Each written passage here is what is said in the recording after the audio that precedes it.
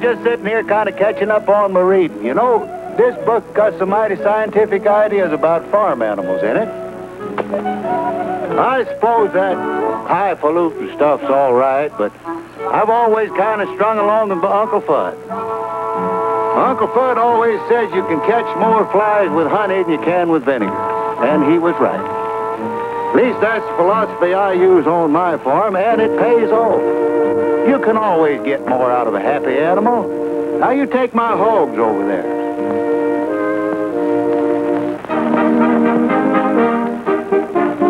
Everybody knows happy hogs make the best bacon. If you want to keep hogs happy, there's only one way to do it. You got to feed them plenty.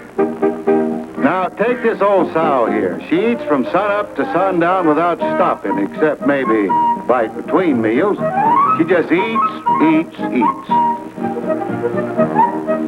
And if I keep it up, I'm afraid I'll lose my girlish figure. Yes, sir, it sure pays to keep the animals in good humor. Because the happier they are, the healthier they are, and the bigger they grow. You can see that this old boy has been well cared for. Because just look how big he is. Ain't he a dandy? You know, folks, this bull weighs pretty near 3,000 pounds. And that, my friends, is a lot of bull. And also do everything I can to keep my chickens happy. They get the best chicken feed I can grow and buy. Because happy hens lay the most eggs. Around here, we sort of expect the hen to lay at least one egg a day. In fact, if they don't lay every day, well, I'm afraid I have other plans for them. Yep. An egg a day keeps the X away. You know, a hen house would be a mighty dull place without a rooster around. But I'm kind of worried about old Mortimer here. He ain't very happy. He's afraid to rule the roost like a rooster ought to. He's so doggone timid. Well, I'm henpecked.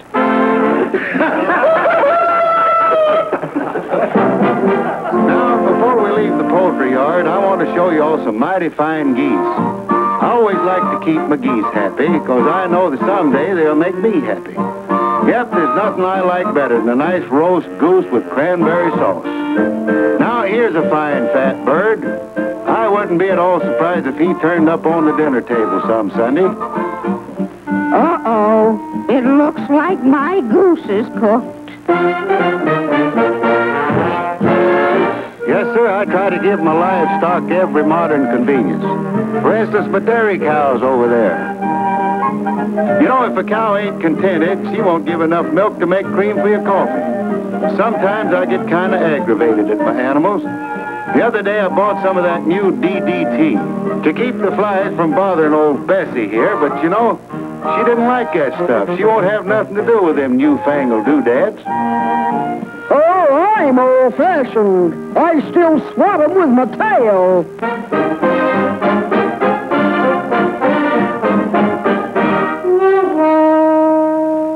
It don't take much to keep my sheep satisfied. I just turn 'em loose in a good pasture and let 'em eat till they grow up to be big and fat. Like this woolly fella.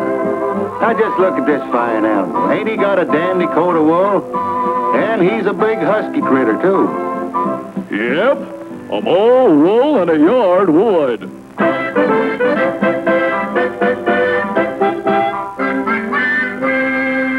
Now, these poor fellas here are the butt of a lot of jokes. And to keep them happy, I always treat them just like one of the family.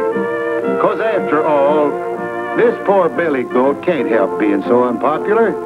He just don't realize how strong he really is. He don't know that he's sort of like a skunk in some ways. But he's a big boy now, and it's time somebody told him that he don't smell exactly like a rose. Well, what do you know? I've got B.O. Now, here's another fella who's misunderstood. Of course, I always try to treat my livestock just like I'd want them to treat me. You can't get anywhere with animals by being rough with them, and besides, well, they're sort of like we are. Now, you take this old boy here. He's just like a human. In fact, I know a lot of jackasses that act like people. Yeah, and I know a lot of people who act like jackasses. You know, all animals take a different kind of treatment to keep them happy. And now there's one thing that keeps them all happy all the time. This is going to sound silly to you, but they all just love to hear me sing. So every day when the chores are done, I sit down at my old piano and I knock off a few tunes for them. Now, I may not sing pretty, but I sure do sing loud. Reuben, Reuben, I've been thinking, said his wifey dear. Now that all is peaceful and calm, the boys will soon be back on the farm. Mr. Reuben started winking, he slowly rubbed his chin. He pulled his chair up close to Mother and he asked her with a grin, How you gonna keep 'em down on the farm after they've seen Paris? How you gonna keep 'em away from Broadway, jazzing around and painting the town? How you gonna keep 'em away from harm? That's a mystery. Imagine Reuben when he meets his Paul. He'll kiss his cheek and holler, ooh la la. How you gonna keep 'em down on the farm after they've seen Paris? How you gonna keep 'em down on the farm after they've seen Paris? How you gonna keep them away from Broadway, jazzing around And painting the town. How you gonna keep 'em away from harm? That's a mystery. They'll never want to see a rake or plow. And who the deuce can parley-boo a cow? How you gonna keep 'em down on the farm after they've seen Paris?